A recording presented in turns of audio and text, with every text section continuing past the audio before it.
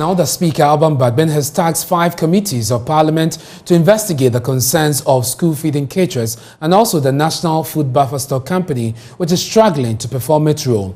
The school feeding caterers embarked on a strike to demand an increase in their feeding grant from 97 pesos to 3 cedis.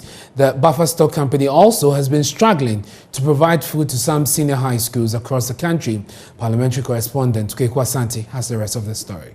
Speaker of Parliament Alban Bagbin paid a surprise visit to the 2 state agencies last month to learn firsthand their challenges. The Speaker at the time backed the calls of the school feeding caterers for an increase in their grants. The Speaker has now been making the issue a priority for MPs. He bemoaned the poor state of the National School Feeding Program. A matter of concern and of public interest has been brought to my attention in the aftermath of the caterers of the school feeding program's recent protest and strike action.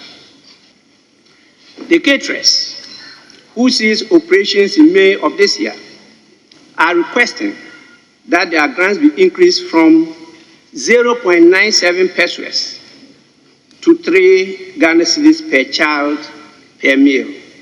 The situation we are in now affects the vulnerable school children and future leaders of this country. He also explained that management of both entities explained to him their struggles and called on MPs not to turn a blind eye. My first stop was at the National Food Buffer Stock Company, where I met with the Chief Executive Officer Alhaji Hanan Abdul Wahab. Challenges in areas such as stocking for government use, recent price increases in food items, which have stalled the government initiative to roll out plans for price stabilization of goods and services, and the inability of the company to stock at the peak of harvest. The story was similar at the Ghana School Feeding Program Secretariat. During my interaction with the National Coordinator, Mrs. Gertrude Kwashiga, she bemoaned the Ministry of Finance inability to pay the caterers on time.